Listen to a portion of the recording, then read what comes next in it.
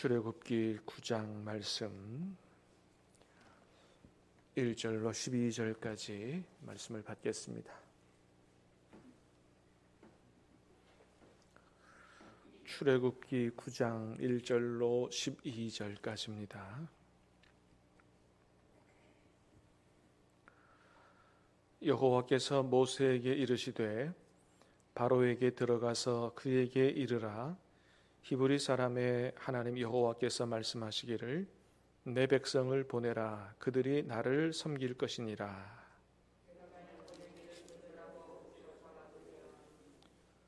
여호와의 손이 들에 있는 내 가축 곧 말과 나귀와 낙타와 소와 양에게 더하리니 심한 돌림병이 있을 것이며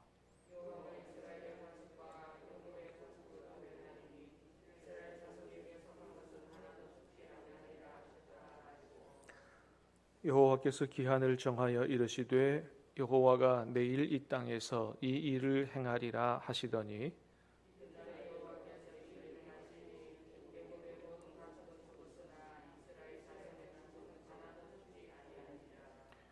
바로가 사람을 보내어 본즉 이스라엘의 가축은 하나도 죽지 아니하였더라. 그러나 바로의 마음이 완강하여 백성을 보내지 아니하니라.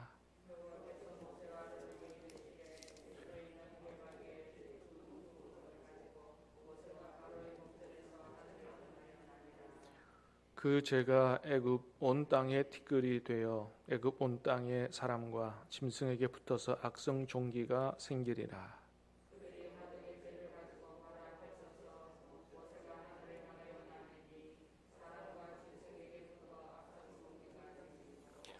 요술사들도 악성 종기로 말미암아 모세 앞에 서지 못하니 악성 종기가 요술사들로부터 애굽 모든 사람에게 생겼음이라.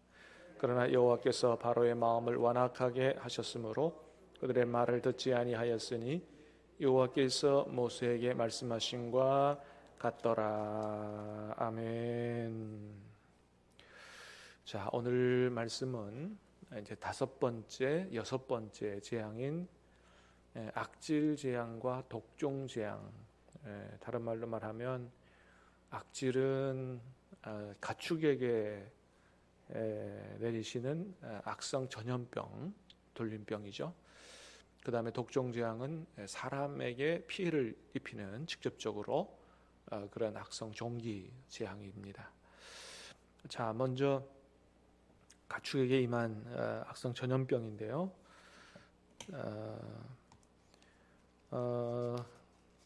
우리 1절부터 3절까지 한번 다시 보겠습니다. 시작. 여호와께서 모세에게 이르시되 바로에게 들어가서 그에게 이르라. 히브리 사람의 하나님 여호와께서 말씀하시기를 내 백성을 보내라. 그들이 나를 섬길 것이니라. 내가 만일 보내기를 거절하고 억지로 잡아두면 여호와의 손이 들에 있는 내 가축 곧 말과 나귀와 낙타와 소와 양에게 더하리니 심한 돌림병이 있을 것이며. 하나님의 말씀을 거역하고 하나님이 떠나 보내라고 말씀하시는 이스라엘 백성을 억지로 잡아두면 하나님께서 심한 돌림병으로 치실 거다. 어쩌면 여러분 이 말씀이 오늘 우리에게 주시는 그런 말씀인지도 모르겠습니다. 코로나 팬데믹으로 정말 말할 수 없는 고통을 받고 있는 우리 시대에 어쩌다 이런 일이 일어났을까? 중국에서 어떻게 바이러스가 새가지고 전 세계로 퍼졌다. 그렇게 얘기할 수도 있지만 그거야 방역계 또 의학계 사람들이 하는 얘기고 우리는 그거보다 조금 더 깊은 생각을 해봐야 된다. 하나님 앞에서 영적으로 하나님께서 계속해서 그거 놔라, 그거 너에게서 떠나보내라 라고 하는 수많은 죄악들, 탐욕들, 그런 것들 우리가 하나님 말씀을 순종하지 않고 계속해서 그거 붙들고 있음으로 말미암아 오늘 본문 이 돌림병 재앙도 5번째 재앙입니다. 하나님이 계속해서 말씀하시는데 안 듣는 거죠. 그래서 결국 다섯 번째 온 게 돌림병, 전염병 재앙이죠. 그래서 오늘 이렇게 우리가 고통스러운 시대를 맞이하게 된 것이 하나님께서 그렇게 놓으라고, 떠나보내라고 말씀하시는 그런 것들을 놓지 않고 계속해서 붙잡으려고 했던 우리의 탐욕 때문에, 죄악 때문에 하나님이 내리신 그런 징계가 아닌가, 우리는 돌아볼 필요가 있다라고 하는 것입니다. 자, 다섯 번째 재앙이 보여주는 또 하나의 중요한 메시지는 우리들이 하나님 이외에 신처럼 떠받들고 살던 그 모든 것이 진정한 신이 아니다, 우리가 섬길 대상이 아니라는 사실을 잘 보여줍니다. 애굽 사람들은 소를 비롯해서 여러 가지 짐승을 신으로 그렇게 섬기고 살았습니다. 그래서 여러분, 이스라엘 백성들이 광야에 나와서 모세가 하나님 앞에 이제 불려 올라가서 시내 산에서 오랫동안 안 내려올 때 밑에서 한 일이 뭐죠? 산 밑에서 한 일이 황금 송아지 만든 것이죠. 왜 황금 송아지를 만들었겠습니까? 이것이 우리를 인도할 신이다. 애굽에서 계속해서 보고 듣던 게 뭐냐 하면 애굽 사람들이 섬기던 황소의 신 아피스, 애굽 사람들이 그 소를 소의 형상을 만들어 놓고 신으로 섬겼기 때문입니다. 하나님 그거 보여주시는 거죠. 전염병으로 치시니까 소가 무슨 신입니까? 다 죽어 나자빠질 수밖에 없는데. 여러분, 그렇습니다. 이 소나 모든 짐승은 하나님 창조하신 피조물이지 절대로 신이 될 수 없는 것이죠. 자, 그런데 여러분, 오늘날에도 그 소를 신처럼 여기고 사는 민족들이 21세기, 우리가 사는 21세기에도 있습니다. 인도 사람들이 그러지 않습니까?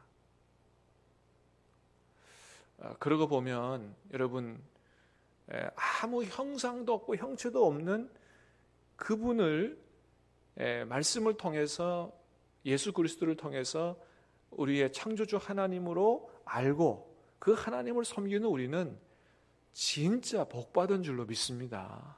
이게 얼마나 기가 막힌 복이에요. 여러분, 하나님 섬기고 하나님 알고 하나님 섬긴다는 게 얼마나 복받으신 것인지를 우리가 알고 정말 하나님 앞에 감사해야 돼요.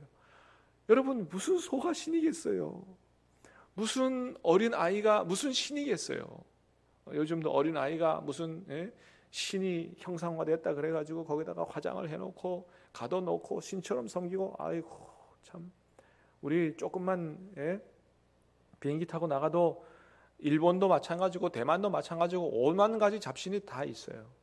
그런 것을 신이라고 섬기는 그런 사람들. 그러나 우리는 그런 것을 신이라고 섬기지 않아요. 여호와 하나님, 창조주 하나님, 그 하나님을 알고 하나님을 섬기는 복을 받았습니다. 할렐루야.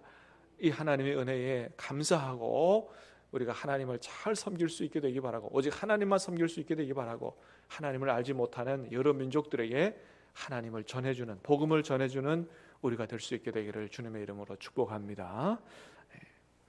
자, 여섯 번째 재앙은 사람에게 직접적인 피해를 입히는 악성 종기 재앙이라 그랬죠. 자, 8절 9절 말씀 시작. 여호와께서 모세와 아론에게 이르시되 너희는 화덕에 제 두 웅큼을 가지고 모세가 바로의 목전에서 하늘을 향하여 날리라. 그 재가 애굽 온 땅에 티끌이 되어 애굽 온 땅의 사람과 짐승에게 붙어서 악성 종기가 생기리라. 아멘. 자, 이제 이전까지는 뭐 나일강이 피가 된다든지 파리떼가 온다든지 뭐 개구리떼가 온다든지 이런 것이 있었지만은 사람에게 직접적인, 사람의 몸에 직접적인 피해를 입히는 건 아니었어요. 괴롭긴 했지만 간접적인 피해죠. 그 다음에 금방 봤던 다섯 번째 가축 돌림병 재앙은 직접적인 피해지만 가축에게 임한 것이었습니다. 그러나 여섯 번째부터는 사람의 인명을 살상하는 인명의 피해를 가져오는 직접적인 그런 이제 징계가, 재앙이 쏟아지기 시작하죠. 자, 그래서 요술사들조차도 모세 앞에 서지 못했다고 얘기하죠. 11절, 그죠? 시작. 요술사들도 악성 종기로 말미암아 모세 앞에 서지 못하니 악성 종기가 요술사들로부터 애굽 모든 사람에게 생겼습니다. 뭐 별 요술 마술 다 하던 사람들도 하나님의 징계 앞에 꼼짝없다라고 하는 것이죠. 자, 그래서 바로가 의지하던 요술사들조차도 그렇게 무능하게 병에 걸리는 걸 보면 진짜 참신이 누구인지를 바로 깨달아 알아야 되는데, 자, 그런데 12절에 보니까 이런 말씀이 나와요. 12절 시작. 그러나 여호와께서 바로의 마음을 완악하게 하셨으므로 그들의 말을 듣지 아니하였으니 여호와께서 모세에게 말씀하신과 같더라. 아멘. 자, 여호와께서 바로의 마음을 완악하게 하셨다는 거예요. 그 전까지는 하나님이 바로의 마음을 완악하게 한 게 아니고요, 바로가 자신의 마음을 완강하게 한 거예요. 표현이 달라요. 바로 앞에 계속 보면 바로가 자신의 마음을 완강하게 하여. 근데 여기서 무슨 얘기하냐 하면 처음으로 하나님께서 완강하게 했다, 그런 표현이 나옵니다.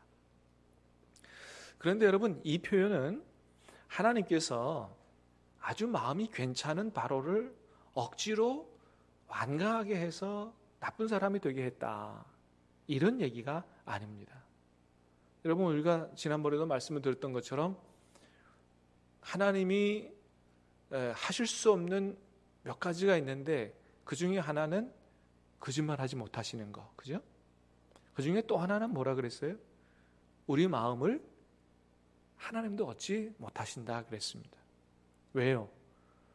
하나님께서 우리를 로봇처럼 만들지 않고 하나님의 형상을 닮은 자유의지를 가진 그런 인격체로 만드셨기 때문에 우리 마음을 하나님도 억지로 안 하신다는 거예요. 그래서 요한계시록 3장 20절에 뭐라고 말씀하셨다고요? 누구든지 내 음성을 듣고 그 문을 열면, 누구든지 자기가 자기 마음을 열어야 되는 거예요. 그래야 주님께서 우리 안에 들어오셔서 우리와 더불어 먹고 우리가 주님과 더불어 먹는 그런 축복의 삶을 살 수 있다, 그걸 말씀하시는 것이죠. 마찬가지입니다.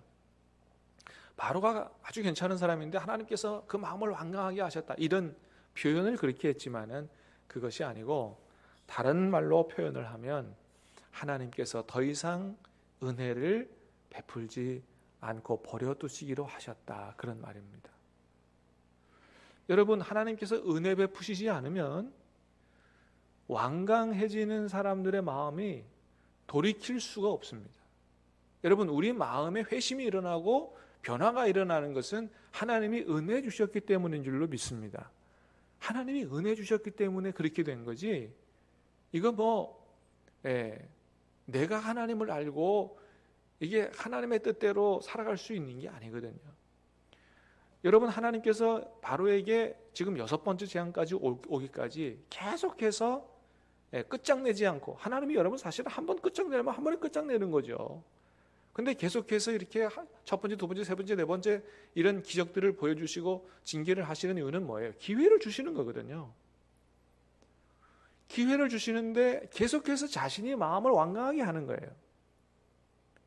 하나님이 주시는 기회를 계속해서 그렇게 선용하지 않고 받아들이지 않고 계속해서 마음을 완강하게 하면 하나님이 나중에 어떻게 하신다고요? 은혜를 베풀지 않는 거죠. 은혜 베풀지 않고 버려두는 그런 심판을 하는 거죠. 자, 여러분, 로마서 1장에도 그런 말씀들이 있어요. 로마서 1장 24절, 하나님께서 그들을 마음의 정욕대로 더러움에 내버려 두사, 은혜 베풀지 않고 그냥 버려두시는 거죠. 로마서 1장 28절, 또한 그들이 마음에 하나님 두기를 싫어하매, 하나님 두기를 싫어하는 거예요. 그러니까 어떻게 해요? 하나님이 버려두시는 거죠. 하나님께서 그들을 상실한 마음대로 내버려 두사 합당치 못한 일을 하게 하셨다. 바로의 경우가 딱 이런 경우죠. 계속해서 하나님이 은혜 주시고 기회 주시는데도 불구하고 마음 문을 열지 않아요. 완강하게 해요. 마음에 하나님 두기를 싫어해요. 그러니까 하나님께서 은혜 베풀지 않고 버려두시는 거죠. 그럼 어떻게 해요? 그거는 종국에는 죽음의 심판으로 가게 되는 것이죠. 사랑하는 여러분, 하나님께서 저와 여러분에게 은혜를 주시는 줄로 믿습니다. 기회를 주시는 줄로 믿습니다. 그럴 때 감사하고 선용하고 하나님이 은혜 주실 때 깨닫게 하실 때 깨닫고 아멘 순종하고 우리 마음문을 열어서 주님을 우리의 마음의 주인으로 삼고 오늘도 주님과 함께 복되게 살아가는 그런 천국의 삶이 되시기를 주님의 이름으로 축복합니다. 기도하겠습니다. 하나님 아버지 감사합니다. 오늘 이 아침에 우리에게 생명의 말씀을 주시고 참으로 하나님만이 우리 주 여호와 하나님만이 창조주시고 모든 생명의 주인이심을 다시 한번 깨닫게 하시오니 감사합니다.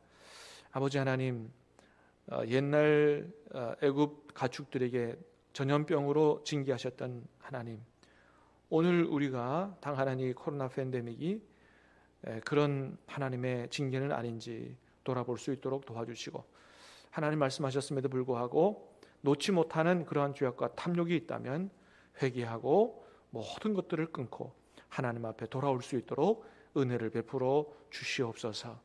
아버지 하나님 기회 주시고 은혜 주실 때에 감사하게 하시고 돌이키게 하시고 회개하게 하시고 오직 하나님만 섬겨 사는 진정한 하나님 백성으로 우뚝 설 수 있음으로 말미암아 정말 하나님을 기쁘시게 하고 날마다 우리 안에 계신 주님과 동행하며 사는 복된 하루하루로 살아갈 수 있도록 우리에게 은혜를 더하여 주시옵소서. 오늘 하루를 전적으로 주님께 의탁하옵고 예수님 이름으로 기도하옵나이다. 아멘.